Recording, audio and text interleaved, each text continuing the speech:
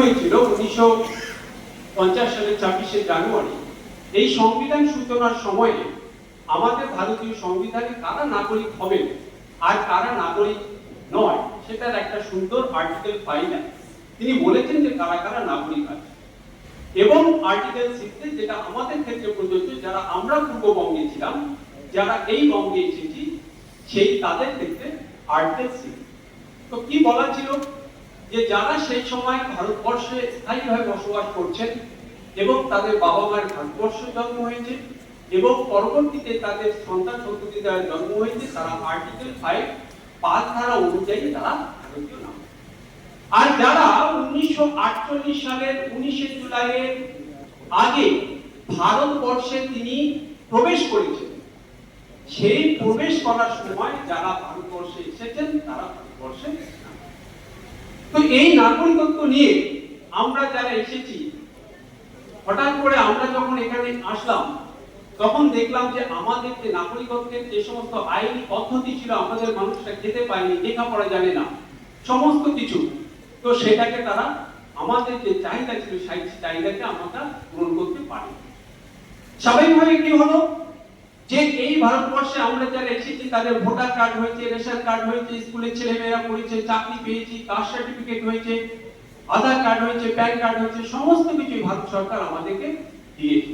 কিন্তু হঠাৎ করে আমাদেরকে বলা হচ্ছে আমরা অনুপ্রবেশকারী, অর্থাৎ অবৈধ প্রবেশকারী, ভ্যালিড ডকুমেন্ট ছাড়া, অর্থাৎ বৈধ কাগজপত্র ছাড়া আমরা এই ভারতবর্ষে প্রবেশ করেছি বলে আমাদের ঘরের মা বোনেদের, আমাদের ঘরের ভাইদেরকে স্টেশনে বিভিন্ন জায়গায় আমাদের পুলিশ হ্যারাসমেন্ট করে এবং অনুপ্রবেশকারী হিসাবে আমাদেরকে চিহ্নিত করে জেলে ঘানি টানতে বাধ্য করে। কিন্তু কেন এটা? আপনারা জানেন যে 1986 সালে তৎকালীন কংগ্রেস সরকারের আমলে সিটিজেনশিপ অ্যামেন্ডমেন্ট অ্যাক্ট 1986 পাস হয়, আর এই যে সিটিজেনশিপ অ্যাক্ট 1955 সালে পাস হয়। এই 1955 সালে সিটিজেনশিপ অ্যাক্ট পাস হওয়ার আগে এই ভারত সরকার তারা displaced person compensation and rehabilitation act 1954 করেছে, যে যারা পূর্ববঙ্গ থেকে দেশে এসেছে, তাদের প্রপার্টি হারিয়েছে, তাদেরকে ক্ষতিপূরণ হিসাবে এই দেশের সরকার তাদের ব্যবস্থাপনা করবে। কিন্তু হঠাৎ করে দেখা গেল যে আমাদের সমাজের মানুষদেরকে এটাকে না দিয়ে 1955 সালের 30শে জুন নাগরিকত্ব আইন পাস হলো এবং এই কম্পেনসেশন অ্যাক্ট 1954 সালে যখন এটা পাস হয়েছে, তারপরে হঠাৎ করে 1960 1968 কি করা হয়েছে, এটাকে আবার সংশোধন করে আমাদের নাগরিকত্বকে বা কম্পেনসেশন দেওয়ার অধিকারটা আস্তে আস্তে করে কেড়ে নেওয়া। কিন্তু 1986 সালে যেটা হলো, অর্থাৎ 1950 সালে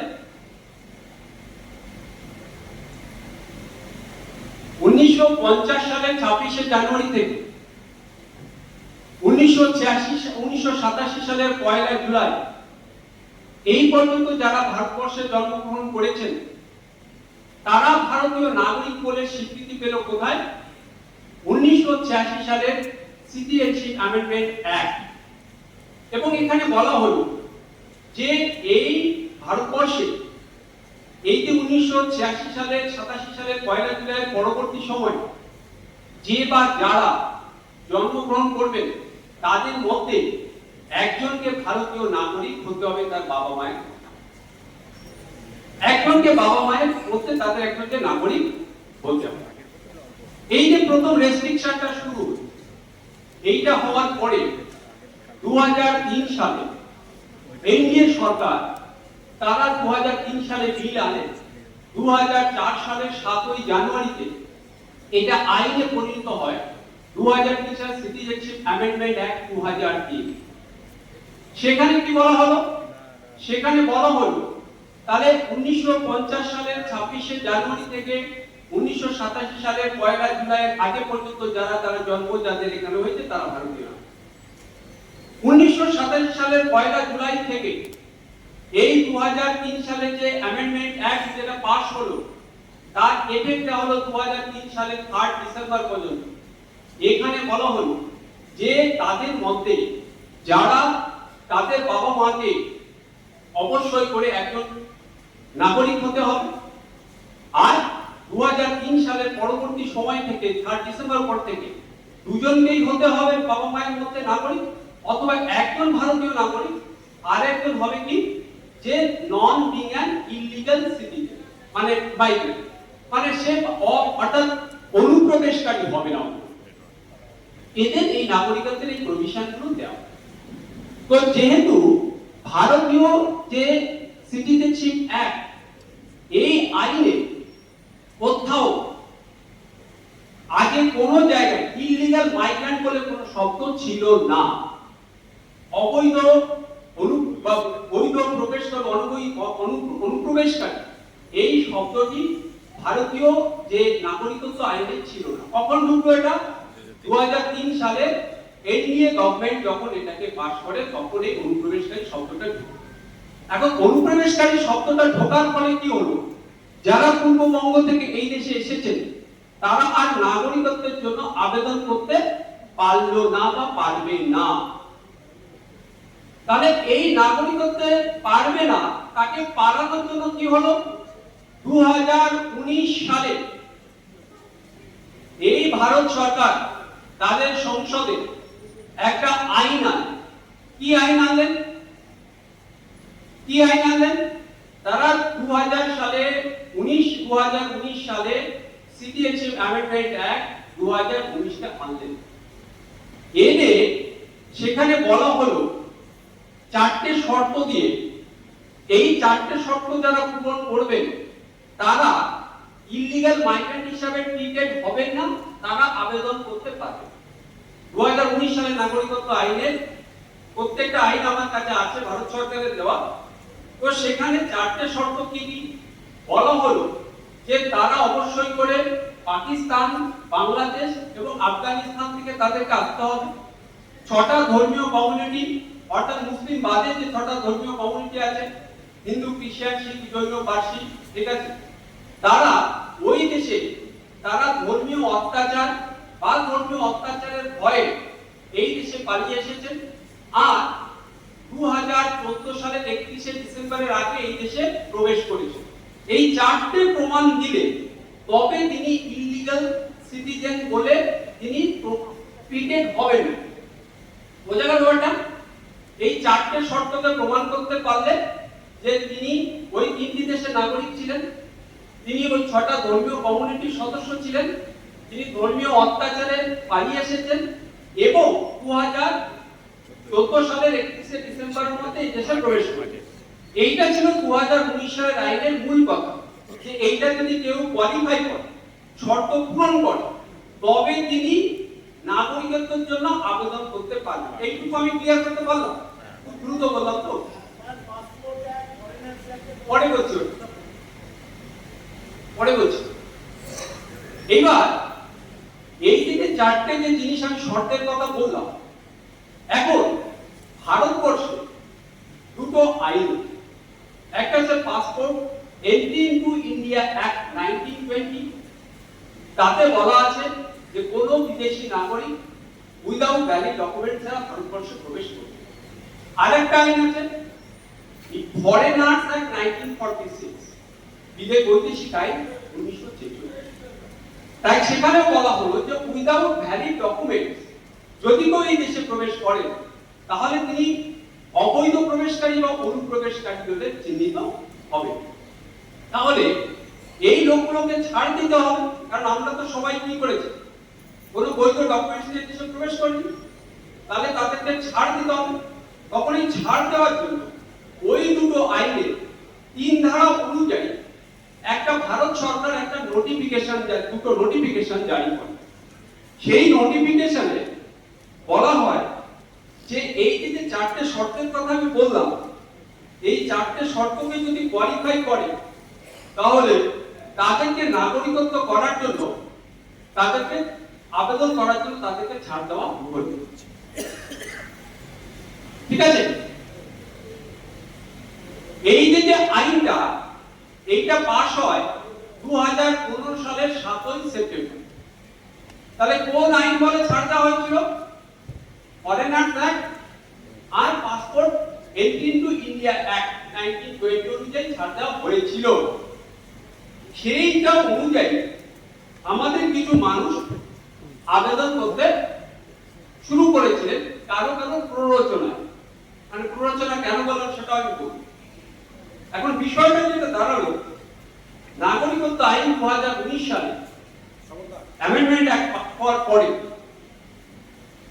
আমাদের সমাজের কিছু মানুষ ছদ্মবেশে থাকা বিশ্বাসঘাতকের দল, তারা বললেন যে আবেদন করলে নাগরিকত্ব আমি দায়িত্ব নিচ্ছি, আমি দেব।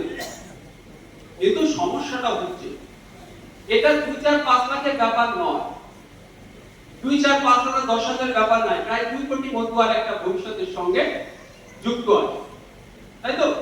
2 কোটি মতুয়ার ভবিষ্যৎ যুক্ত আছে প্রায় এর সঙ্গে। তাহলে সেখানে দাঁড়িয়ে তারা বলেন আবেদন। কিন্তু আমাদের দেশের মাননীয় স্বরাষ্ট্রমন্ত্রী অমিত শাহ, তিনি ইকোনমিক টাইমসকে 7 মে 2024 তিনি একটি সাক্ষাৎকার দিয়ে বলেছেন 2019 সালে এই অ্যামেন্ডমেন্ট অ্যাক্ট পাস হওয়ার পরবর্তী সময় থেকে 25,000 আবেদনপত্র জমা পড়েছে এবং 25,000 আবেদনপত্রের মধ্যে মাত্র 350 সার্টিফিকেট রেজিস্ট্রেশন বাই ন্যাচারালাইজেশনে দেওয়া হয়েছে। সরকারি তথ্য। তাহলে 350 লোক নাগরিকত্ব পেয়েছে। কারা পেয়েছে? কারা পেয়েছে? শুধু পশ্চিম পাকিস্তান নয়, এদিক থেকে 2-4টে একটা দেওয়া হয়েছে নির্বাচনী ফায়দা লোটার জন্য, যে হ্যাঁ নাগরিকত্ব দেওয়া হয়েছে। সেই জায়গায় দাঁড়িয়ে আমি একটা জিনিস বলার চেষ্টা করছি। আপনারা জানেন যে 2003 সালে যে সিটিজেনশিপ অ্যামেন্ডমেন্ট অ্যাক্ট হয়, তারপরে দুটো রুলস তৈরি হয়েছে ভারতবর্ষে। একটা হচ্ছে citizenship registration of citizens and issue of national identity card, যেটাকে যে নাগরিকত্ব কার্ড দেওয়ার একটি ইউনিট যেটা চক্রান্ত চলছে এনপিআর এর মধ্য দিয়ে, সেটাকে একটা ইস্যু করে একটা কার্ড দেওয়ার ব্যবস্থা চলছে। 2015 সালে অলরেডি শুরু হয়েছিল, এনপিআরটা আবার বন্ধ হয়েছে, আপনারা জানেন। সেটা আবার হবে কিভাবে? After NRC. এই যে আইডেন্টিটি কার্ডটা দেওয়া হবে, এটা আফটার এনআরসি। আরেকটা রুলস তৈরি হয় 2009 সালে। সেই রুলসটা হচ্ছে সিটিজেনশিপ রুলস অ্যামেন্ডমেন্ট রুলস 2009। এই রুলস অনুযায়ী যেটা আবেদন করার যে শর্তগুলো দেওয়া হয়, সেই শর্ত আমাদের ক্ষেত্রে একটাও অ্যাপ্লিকেবল হয় না। এই সময়ে আমাদের সমাজের কিছু জাতির আসা মানুষ, যারা কিছু কিছু আইনসভার সদস্য আছেন, তারা গিয়ে কেন্দ্রীয় সরকারকে বোঝালে এইভাবে এইভাবে দিতে হবে। তারপরে যেটা দাঁড়িয়েছে আমি সেখান থেকেই করি, কারণ আলোচনা তো এখানে ডিটেইলস করা যাবে না, ছোট্ট করে করতে হবে। হ্যাঁ, ডিটেইলসই বলছি একটু। আপনারা জানেন যে ইতিমধ্যে immigration and foreigners act 4 April pass হয়ে গেছে। এটা গ্যাজেট নোটিফিকেশন হয়ে গেছে, এটা আমি একটু পরে আসছি। তার আগে 2024 সালে 11 মার্চ 2024 সালের 11 মার্চ ওই যে 2009 সালে যে রুলস হয়েছে, সেই রুলসে ওরা সংযোজনী আনলো, জিএসআর 172 নোটিফিকেশন হলো। এখন আমাদের সমাজের বহু প্রায় অর্ধশিক্ষিত আইনসভার সদস্যরা তারা ভিডিও তৈরি করছে, ভিডিও তৈরি করে বলছেন যে ঠাকুর মশাই থেকে সার্টিফিকেট দিলে নাগরিকত্ব কনফার্ম। এবং আপনারা জানেন ইতিমধ্যে হেস্টিংসে একটা গোপন বৈঠক হয়েছে, কিছু ছদ্মবেশী উদ্বাস্ত সংগঠন, আমাদের সমাজের বিশ্বাসঘাতক কিছু আইনসভার সদস্য এবং জাতিবাদী কিছু শাসকের, তারা সিদ্ধান্ত নিয়েছে যে এই নির্বাচনী তরিকে পার করতে গেলে কিছু আবেদন আমাদেরকে করাতে হবে, আর 2-4টে যে আবেদনপত্র তারা ইচ্ছাকৃতভাবে অ্যাকসেপ্ট করে, আইনিভাবে অ্যাকসেপ্ট হওয়ার কথা নয়, সেটাকে দিয়ে তারা সোশ্যাল মিডিয়ায় ছড়িয়ে দিচ্ছে যে আবেদন করতে হবে, আমাদের লোকেরা তাদের করে আবেদন করে। এবং আমি দেখেছি প্রচুর লোক চুপি চুপি আবেদন করছে, এটা দেখেছি। এখন আমি একদিন আইনসভার এক সদস্যকে ফোন করে বললাম যে আপনি আলতু ফালতু কথা আপনি বলছেন কেন? আপনার নোটিফিকেশনে তো এগুলো কিছু লেখা নেই। তখন চুপ করে গেল। কারণ কিছুদিন আগে আপনারা দেখলেন যে বলা হলো 30 দিন আর মাত্র টাইম আছে আবেদন করা, হয়েছে না? কি এটা দেখেছেন, শুনেছেন তো? এই দুদিন চলে গেল, আবেদন করতে হবে। তারপরে কি বলা হলো, জেলায় জেলায় ইনস্ট্রাকশন চলে গেছে, এটা বলা হলো, তাই তো? এগুলো কিছুই হয়নি। এই যে ভারত সরকারের দেওয়া যে রুলস, এই রুলসে 2009 সালের রুলসের 10 পরে কিছু ইনসারশন হয়েছে, কিছু সংযোগ হয়েছে। তো সেখানে বলেছে ভারতীয় নাগরিকত্ব পাওয়ার জন্য যদি আবেদন করতে হয় তাহলে কি করতে হবে, আপনাকে 3টে ডকুমেন্টস ম্যান্ডেটরিলি জমা দিতে। একটা হচ্ছে 1A, 1B এবং 1C। এর মধ্যে যে ডকুমেন্টস গুলো আছে আপনাকে এটা জমা দিতে হবে। কোন ধারায় আপনি নাগরিকত্ব পাবেন, যেটা অ্যামেন্ডমেন্ট অ্যাক্ট 6B তে আপনি নাগরিকত্ব পাবেন। এখন এইটা পেতে গেলে ওই যে আপনি 4টে শর্ত বলেছিলাম প্রথমে, আমি এই 4টে শর্ত যে বাংলাদেশ, পাকিস্তান, আফগানিস্তান থেকে এসেছে, এই প্রমাণ আপনাকে দিতে হবে। সেটার কি কি আছে 9টা ডকুমেন্টস ওরা বলেছে। কি, এই যে এটা দেখে কি বলেছে, যে পাসপোর্ট ওই 3টে দেশ থেকে আপনার নামে পাসপোর্ট ইস্যু হয়েছে তার কপি যদি থাকে, অর্থাৎ এই দেশে এসে ফরেনার রেজিস্ট্রেশন অফিস থেকে যদি আপনি নাম নথিভুক্ত করে থাকেন তার প্রমাণ, আপনি ওই দেশগুলো থেকে যদি জন্ম সার্টিফিকেট ইস্যু করা থাকে তার প্রমাণ, স্কুল সার্টিফিকেট ওখানে স্কুল কলেজে করেছেন তার প্রমাণ, আইডেন্টিটি ডকুমেন্ট ওই 3টে দেশের সরকার যদি কিছু করে থাকে, ওই দেশে যদি আপনার ড্রাইভিং লাইসেন্স বা কোনো ল্যান্ড রেকর্ডস থাকে, অন্য কোনো ডকুমেন্ট যেটা থেকে বোঝা যায় আফগানিস্তান বা পাকিস্তান, বাংলাদেশ সরকার আপনার নামে ইস্যু করেছে, এবং এইরকম আদার যে ডকুমেন্টস মিলে মোট 9। এখন যারা এরা ভিডিও করছে তারা কখনো এইটার কথা বলছে না যে পাকিস্তান, আফগানিস্তান, বাংলাদেশের ডকুমেন্টস ম্যান্ডেটরি, বাধ্যতামূলক, এটা কিন্তু কোথাও তারা বলছে না। এবং এই দেশে যে আপনি ঢুকেছেন তার প্রমাণ আমাদের কাছে অনেকটা আছে, সেটা আমি নতুন করে বলছি। এখানে আছে প্রায় 20টা ডকুমেন্টস, সেটা হচ্ছে PAN card, Aadhaar card, school certificate, marriage certificate থেকে শুরু করে রেশন কার্ড থেকে শুরু করে এই ডকুমেন্টসটা আমরা অনেকে দিতে পারবো যারা 2014 সালের 31শে ডিসেম্বরের আগে এখানে ঢুকেছে, এটা দিতে পারবো। কিন্তু তারপরে মিউজিকটা দেখুন, তাহলে 1A বললাম যে পাকিস্তান, আফগানিস্তান, বাংলাদেশের ডকুমেন্টস লাগবে, আর 1B বললাম এই দেশে যে ঢুকেছি তার প্রমাণটা হয়তো আমরা দিতে পারবো।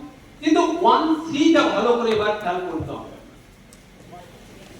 1C তে বলা হয়েছে যে একটা অ্যাফিডেভিট দিতে হবে।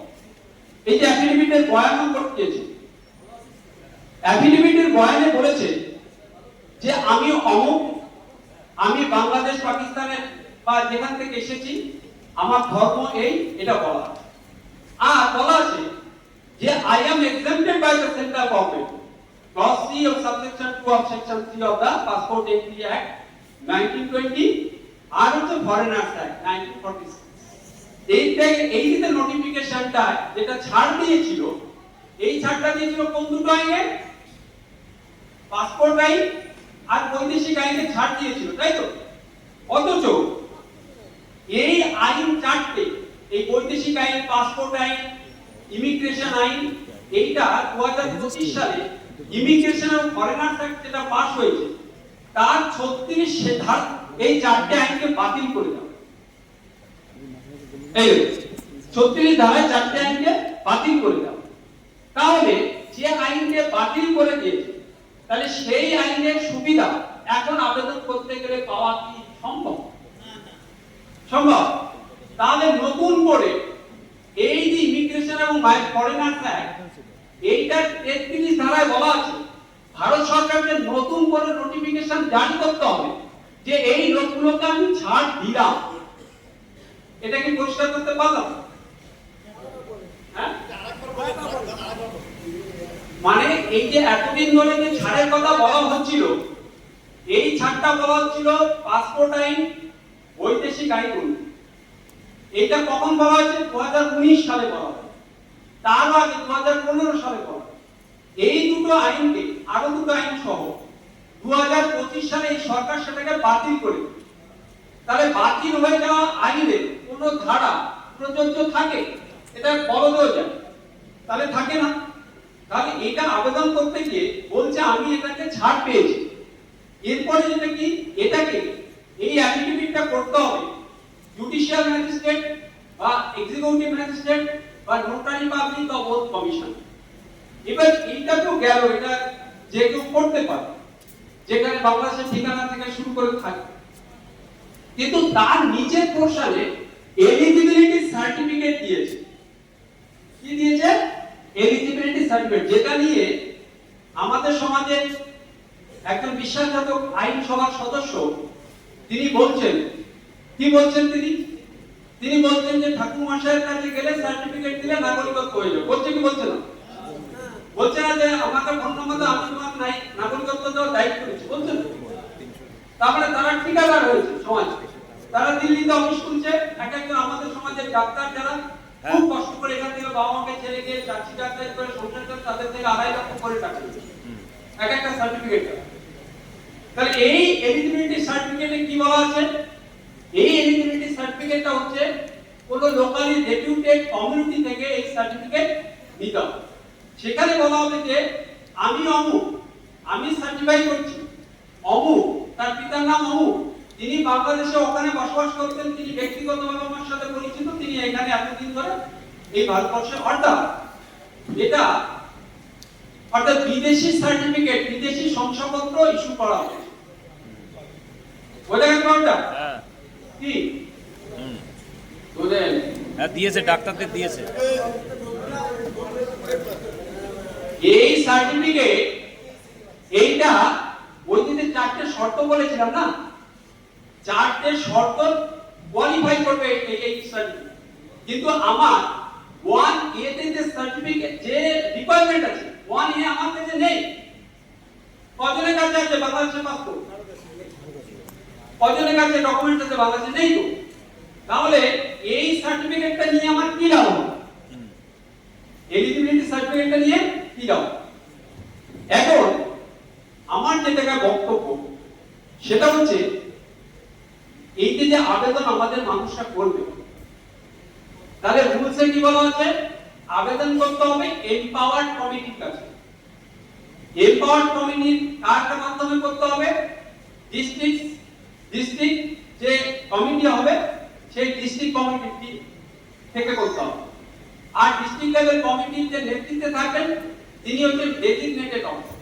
অথচ ভারতবর্ষে এখন পর্যন্ত আমি যেহেতু প্রশাসনিক জায়গায় চাকরি করছি, এইরকম কোন নোটিফিকেশন ভারত সরকারের থেকে আমাদের কাছে আসেনি যে এমপাওয়ার্ড কমিটি ফরমেশন হয়েছে, এই তার অ্যাড্রেস। ডিস্ট্রিক্ট লেভেল কমিটি যারা থাকবেন তারা এই ডিস্ট্রিক্টের যিনি এটা স্ক্রুটিনি করবেন ডেজিগনেটেড অফিসার, তার কোনো নোটিফিকেশন নেই, কোথাও আসেনি। তাহলে ভারত সরকারকে সেকশন 33 তে এক হচ্ছে ওই নোটিফিকেশনের যে ছাড় আমাদের দিয়েছিল, তাহলে আবার ছাড় দিতে হবে, সেটা করতে হবে। আর নোটিফিকেশন করে empowered committee, district level committee, designated officer নিয়োগ করতে হবে। তারপরে যদি কেউ আবেদন করে সেটা স্ক্রুটিনি হবে।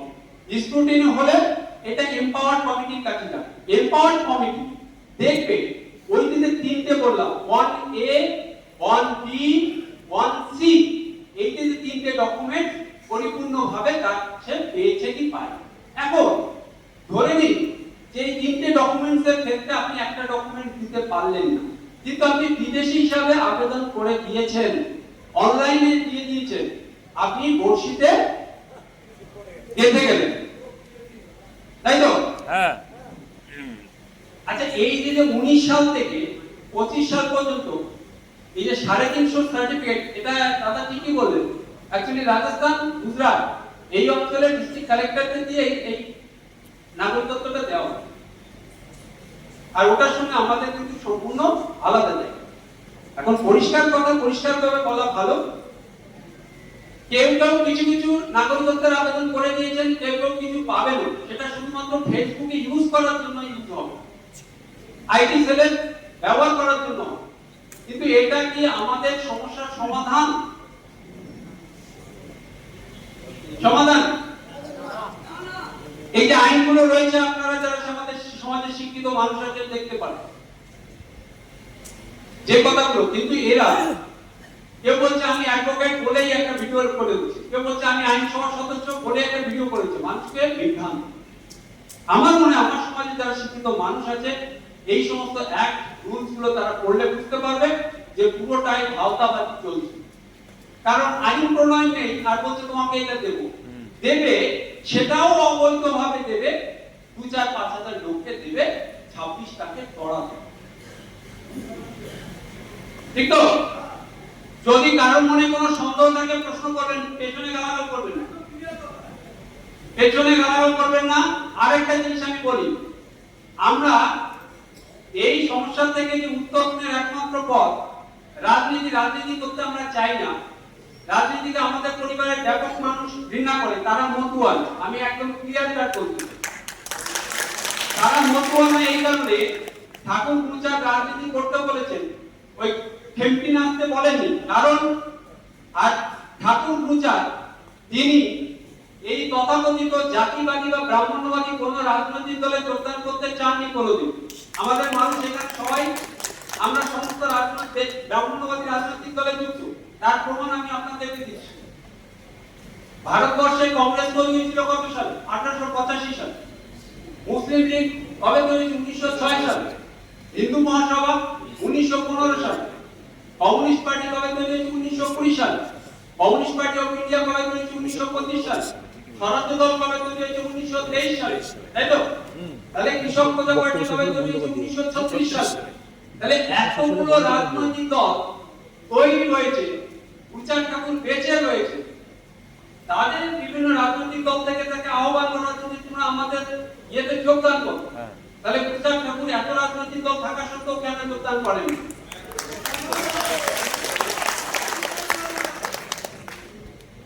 কারণ আজকে যেমন যুব সমাজ একটা ভাবার চিন্তা করছে, যে একটা স্বতন্ত্র ভাবনা ভাবার চেষ্টা করছে, আমি জানি না ফিউচার যাই হোক, তো সেই জায়গায় দাঁড়িয়ে বিচার ঠাকুর 1923 সালে খুলনা সম্মেলনের উদ্দেশ্য কি ছিল? স্বতন্ত্র রাজনৈতিক দল করা, যেটা বেঙ্গল নমঃশূদ্র অ্যাসোসিয়েশন, পরবর্তীকালে all Bengal depress class association, তারপরে তার আবার একটা হিন্দুত্ববাদী উইং তৈরি হয়ে গেল ডিপ্রেস ক্লাসেস লীগ। তাহলে সেই বিচার ঠাকুরের যে ভিশন, যে আমার আপনার যত সাংবিধানিক, মৌলিক, সামাজিক, শিক্ষা যত অধিকার আছে, এইটাকে যদি সমস্যা সমাধান করতে চায় তাহলে রাজনৈতিক ভাবে আপনাদেরকে অগ্রসর হতে হবে। এখন সেই অগ্রগতি আমি বারবার করে বলছি, ফুলমালা মিষ্টি পোশাকে কিন্তু সন্তুষ্ট হলে হবে না। বোঝা গেছে নাকি? ও তো আমরাও পরিশ্রম করে নিয়ে নিতে পারবো, কারণ বুঝার জন্য সাহিত্য শক্তি দিয়েছে। ফলে আমি দাদা অনেক সময় নিয়ে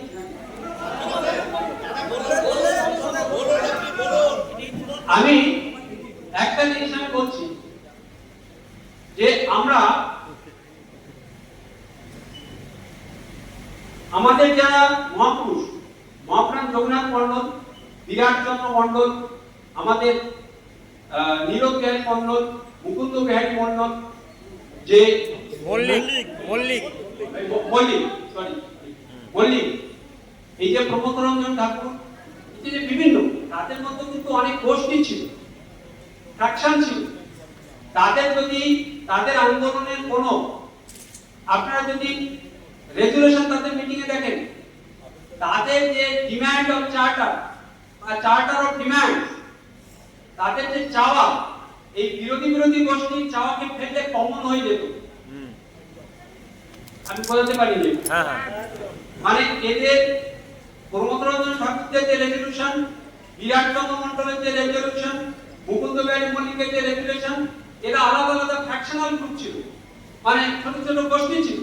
কিন্তু এদের যে রেজুলেশন, তার যে চাওয়া সরকারের কাছে, সেটা এক ছিল। কিন্তু আমাদের ক্ষেত্রে কি হয়েছে, আমাদের চাওয়া হচ্ছে ভিন্ন, আমাদের চাওয়া ভিন্ন। মতুয়া সমাজ ডিমান্ড করছে, অল ইন্ডিয়া মতুয়া সমাজ এক ডিমান্ড করছে, ওই গুরুচাঁদ সেনা এক ডিমান্ড করছে।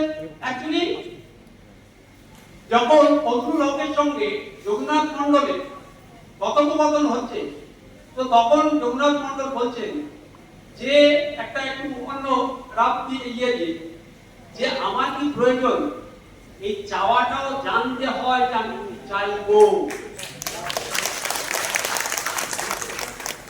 আশা করি আমার সমাজের মানুষ যখন আমাদের এমএলএ এমপি সংসদ যারা আছেন তাদের থেকে আমরা পেতে পারি, আমাদের চাওয়াটা একটু ঊর্ধ্বগামী হওয়া উচিত নাকি?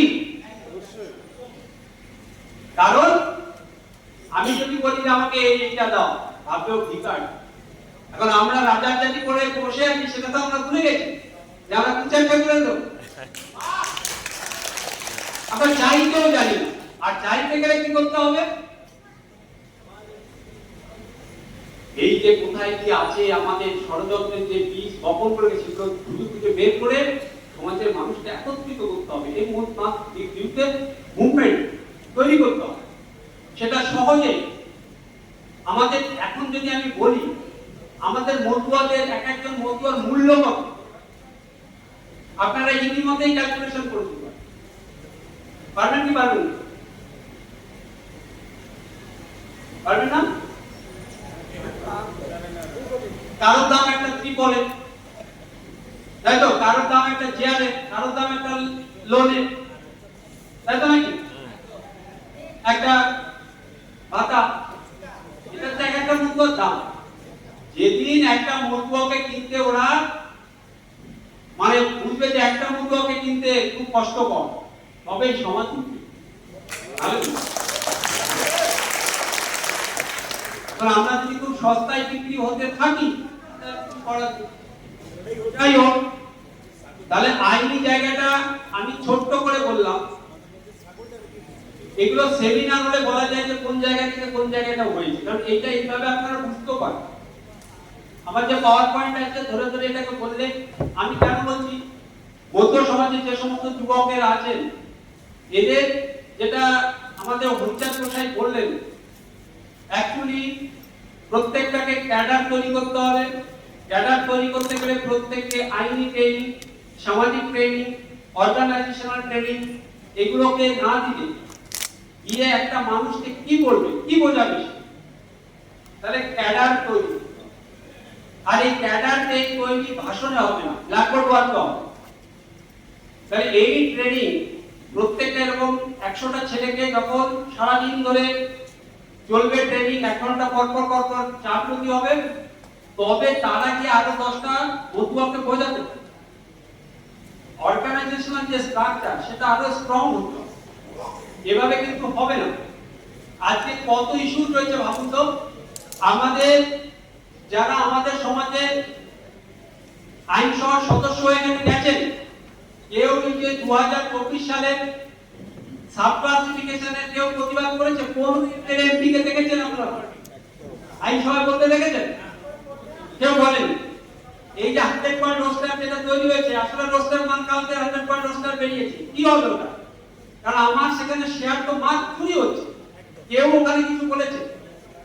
আমার সমাজের মানুষের যে শিক্ষার যে জায়গায় সংরক্ষণটাকে পুরো ঘুরিয়ে দিয়েছে, কেউ বলেছে? আসল জায়গায় হাত দিতে হবে। তো অনেকে বলবেন আমি ওই জন্য আর ওদিকে যাচ্ছি না, কিন্তু আমার যেটুকু মনে হয়েছে আমি একে আসতে চাইছিলাম। সত্যি কথা বলি, আপনি উত্তমদা এবং মনোজন বাবু খুব করে বললেন, কিন্তু আমি একটা জিনিসের জন্য এখানে এসেছি।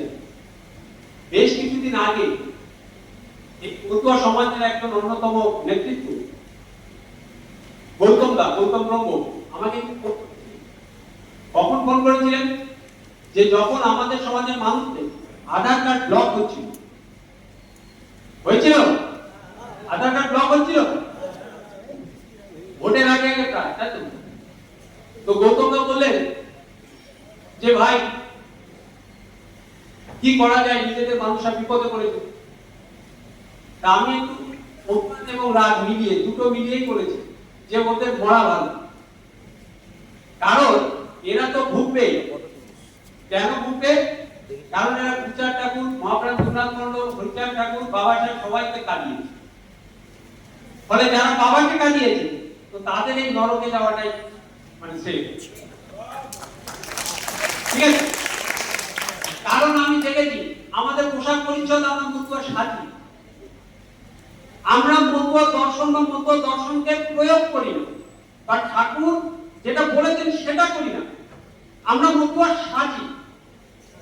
ফলে যেদিন মতুয়া হব, কারণ গৌতম দাদা আরেকটা কথা বলেছে, দাদাকে বললাম, দাদা বলছেন আমি মতুয়া, আমার দাদা মতুয়া হওয়া খুব কঠিন। ফলে আসন্ন যে সময়টা আসছে ভীষণ বিপজ্জনক। যারা সাহিত্যিক আছেন, যারা শিল্পকলা রয়েছে, তাদের এই জিনিসগুলোকে, ওই আমাদের যে বঞ্চনাগুলোকে রয়েছে, ওই গান, ওই সাহিত্য, ওই যারা এডুকেশন আছে, প্রত্যেককে এই জিনিসগুলোকে দিয়ে দিয়ে দিয়ে চারু কবিতার মতো বিতরণ করতে হবে, সেলসম্যানের মতো করতে হবে। হ্যাঁ, ওটা না, আমি সেটা বলছি না, কেউ শুনলো না শুনলো, একটা তো বলে তো হয়ে গেল। আমার বক্তব্য এগুলোকে ছড়াতে হবে। কারণ আমরা সত্যি কথা, এই লাস্ট কথা বলে আসলে আমরা সবাই রেগে যাচ্ছি, আমি জানি। লাস্ট কথা বলে যে ঠাকুর, হরিচাঁদ আর পূজা, এটা একটা ব্র্যান্ড, তো ব্র্যান্ড। হ্যাঁ, আর এই ব্র্যান্ডে আমরা ইউজ করে শুধু পারবো কি, তাই তো? ফলে এই উপার্জন থেকে বিরত থেকে সমাজকে যদি সত্যি সত্যি আমরা সঠিক জায়গায় নিতে চাই, সেই জায়গায় আমাদেরকে যেতে গেলে ট্রেনিং ক্যাম্প দরকার। কি কিভাবে আমাদের বঞ্চনা করছে, কোথায় করছে, কতটা করছে, কতটা আমাদের পাওয়ার কথা ছিল, তার কিভাবে আমরা স্মারক জমা দিতে পারি। কারণ আমরা মাঝখানে বলেছিলাম সেই ট্যাগলো সেন্টার লেজিসলেটিভ যে জায়গা থেকে আমাদের ফিডব্যাক গুলো এসে ওরা দেখে, এগুলো নজরে রাখে। তো যাই হোক, অনেক খারাপ ভালো বিষয়ে কথা বললাম।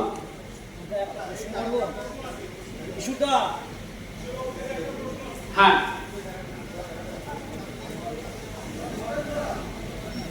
এটা হচ্ছে 24শে ফেব্রুয়ারি 2024 সালে। ঠিক আছে? এটা ওটা পশ্চিম পাকিস্তান থেকে যারা এসেছে তাদের জন্য। হ্যাঁ,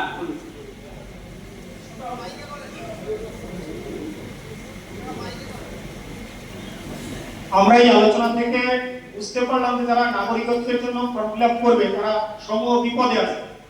কিন্তু একই কাগজপত্র নিয়ে যারা voter card, Aadhaar card, ration card সবই তাদের রয়েছে, অথচ যারা আবেদন করবে না তাদের কি সমস্যা বা সুবিধা, এই জায়গাটা আমরা একটু জানলে সুবিধা হবে। আচ্ছা, যেটা একটা খুব গুরুত্বপূর্ণ একটা প্রশ্ন, সেটা হচ্ছে যে আমি একটু ছুঁয়ে গেছিলাম, এটা ডিটেইলসে বলি। যেটা এনপিআর, ন্যাশনাল পপুলেশন রেজিস্টার, যেটা 15 সাল শুরু হয়েছিল এবং 2003 সালের অ্যামেন্ডমেন্ট অ্যাক্ট দিয়েছে। অ্যামেন্ডমেন্ট অ্যাক্টে 14A ধারা, 14A ধারাতে এনআরসি করার কথা বলা আছে। আর এই এনআরসি করতে গেলে প্রথমে এনপিআর, ন্যাশনাল পপুলেশন রেজিস্টার তৈরি করতে হবে, যেটা এনুমারেটররা হাউস টু হাউস, যেটা আমি রিসেন্ট খবর কালকে পেলাম, এরা মোবাইল অ্যাপের মাধ্যমে করবে। এর আগে আপনারা একটা কাজ করে ফেলেছেন, সেটা হচ্ছে যে, যেটা আমি প্রকাশ্যে বলতেও পারি না যেহেতু আমি এর সঙ্গে যুক্ত আছি, আপনারা ভোটের সঙ্গে আধার কার্ডের একটা সিডিং করে নিয়েছেন। ঠিক আছে? আর এই ডিজিটাল যে এনপিআরটা হবে, ইজিলি বের করা যাবে যে কে কখন কোথা থেকে কোন সময় এসে। আমি আর এই ডিটেইলস আর বেশি বলতে পারবো না, সম্ভব না। ঠিক আছে, বোঝা যাবে। তো যারা এনপিআর এর ওই ক্রাইটেরিয়া, বুঝেছেন কি বলেছি, তারা ওই কার্ড পাবে। 2003 সালে যে কার্ডের কথা বলেছে সেটা পাবে। বাকি ইললিগাল মাইগ্রেন্ট হয়ে গেলেন, ফলস ডকুমেন্টস দিয়ে যারা করেছিলেন, তাদের একটু পানিশমেন্টটা একটু বলে দিন। হ্যাঁ, এই যে আইনটা হয়েছে, হ্যাঁ, পানিশমেন্টটা বলে দিন দাদা। এই যে ইমিগ্রেশন এন্ড ফরেনার্স অ্যাক্ট, কেউ এটা নিয়ে কোনো ভয়েস রেজ করেছে আমাদের মানুষ? যারা করেছে? কাগজপত্র দিয়ে ডকুমেন্ট আমরা তো মুসলিমদের অনেকে মানে একটা বিদ্বেষ পোষণ করে কি করি, আমরা একটা সাইড নিতে চাই। তারা তাদের ওয়াকআপ নিয়ে আন্দোলন করেছে, কিন্তু আমাদের মারণাস্ত্র এটার বিরুদ্ধে কোনো সময় আমাদের মতুয়ারা মুভমেন্ট করেছে? করেনি তো। তো সেখানে ক্লিয়ার বলা আছে 3 ধারায়, এই যে 3 ধারায় বলা আছে যে তুমি কোনো বৈধ ডকুমেন্ট ছাড়া এই ভারতবর্ষে ঢুকলে তুমি অনুপ্রবেশ করবে। আর তুমি যদি ঢুকলে তারপরে ঢোকার পরেও তুমি ডকুমেন্টস জাল করে তুমি বানালে, তাহলে তোমাকে 21 ধারা, 22 ধারা এবং 23 ধারায় কড়ি সে কড়ি সাজা। ঠিক আছে?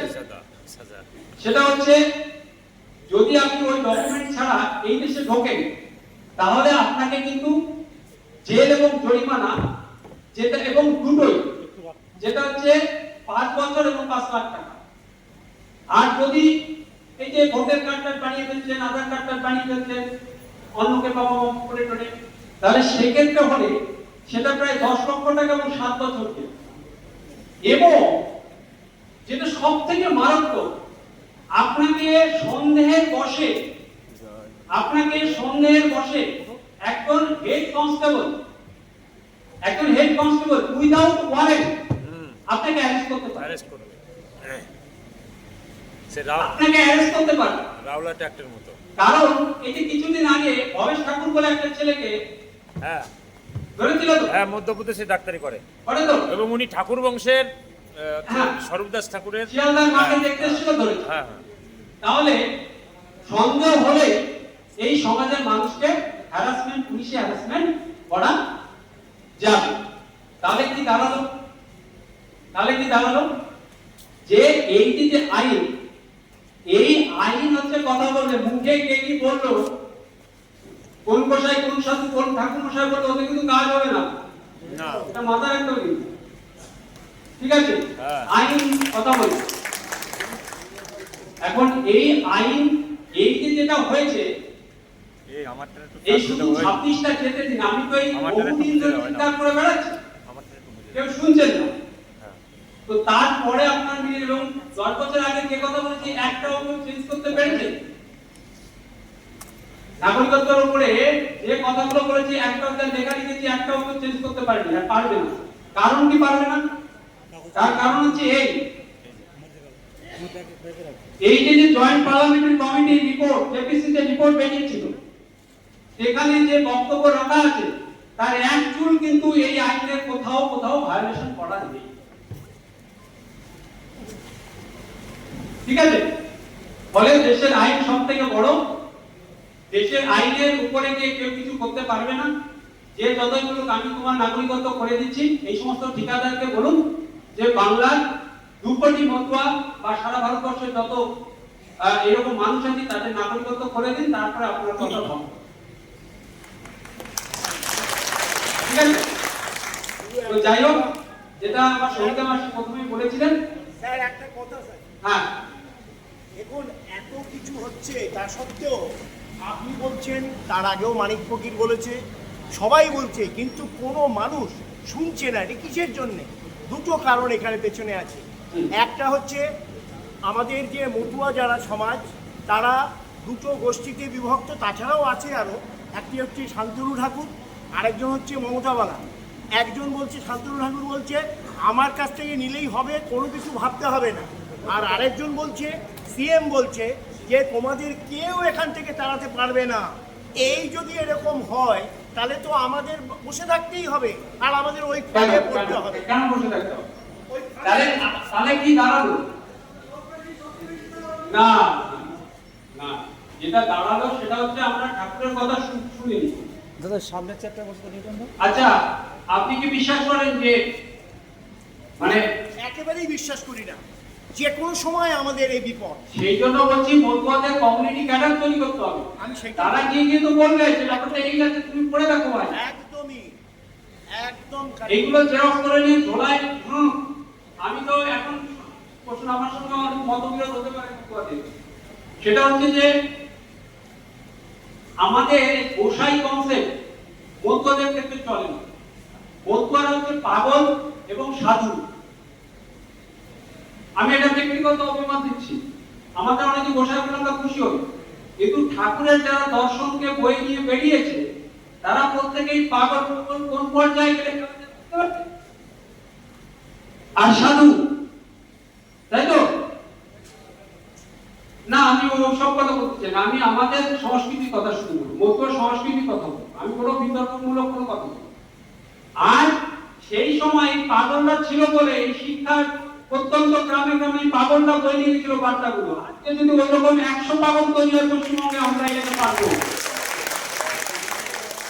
তাহলে পাগল তৈরি করতে হবে, এত ইন্টেলেকচুয়াল বুদ্ধিমান উৎসাহ করার দরকার নেই, পাগল তৈরি করতে হবে যারা দিনরাত এই বার্তা পৌঁছাবে যে আমার এই কেড়ে নিয়ে গেল, এই কেড়ে নিয়ে গেল, অমুক কেড়ে নিয়ে গেল। দুটো জিনিস শেখাতে হবে, যে কি কেড়ে নিয়ে গেল আর কার নিয়ে গেল, নাহলে আক্রমণের লক্ষ্য সরে যাবে। ঠিক আছে? তো সেই জায়গা থেকে আমি একবার অনুরোধ করব, যে উদ্যোগ ওনারা নিচ্ছেন, আমি বলবো ছোট ছোট ছোট ছোট লোক লালসা ত্যাগ করে যদি একত্রিত হওয়া যায়, প্রপার ট্রেনিং এর মধ্যে দিয়ে করা যায়, তাহলে কিন্তু আমরা আমাদের অনেকটা ডিমান্ড আমরা পাবো। ঠিক আছে? কারণ আমি এখন দেখি বিভিন্ন যে সম্মেলনগুলোতে যাই, সেখানে আমরা যেটা দেখি সেটা হচ্ছে এই, আমরা দেখাই যে আমার এত লোক আছে, ওই লোকগুলোকে দেখিয়ে নিজের অবস্থানকে উন্নত করি। এই জায়গা থেকে সরতে হবে। ঠিক আছে? এই জায়গা থেকে যেদিন সরবে সমাজ, আর আপনি যদি এরকম পাগলের মতো কাজ করেন, তাহলে কিন্তু তাকে সবাই শ্রদ্ধায় মাথা অবনত করবে, এমনি করতে হবে, শাস্তিও হবে না তাকে। এটা আমি বিশ্বাস করি, কারণ আমরা মতুয়া পরিবারের ছেলে, আমরা মতুয়া দর্শনটাকে যেভাবে বোঝার চেষ্টা করছি, যেভাবে প্রচার করার চেষ্টা করছি, শুধু সঙ্গ পাচ্ছি না বললেও ভুল হবে। যুবক ছেলেমেয়েদের মধ্যে অনেক ইয়ে আছে, তো সেই জন্য আমরা আগামী দিনে যদি মনে হয় বিভিন্ন বিষয়, আরটিআই থেকে শুরু করে, নাগরিকত্ব থেকে শুরু করে, ইলেকশন প্যাটার্ন থেকে শুরু করে, যদি কোনো ট্রেনিং দরকার হয়, আমি আপনাদের জন্য সবসময় ট্রেনিং দেব। কিন্তু আমার একটা ব্ল্যাকবোর্ড লাগবে, আর যে ছেলেমেয়েরা আসবে তাদের দুপুরবেলা একটু ডালবা, কারণ যেহেতু 5 ঘন্টা 6 ঘন্টার ক্লাস, এটা যদি করেন তাহলে এটাকে দেখা যেতে পারে। এইটুকু বলে আমি যদি কারোকে ব্যক্তিগতভাবে আমার কাউকে আঘাত করে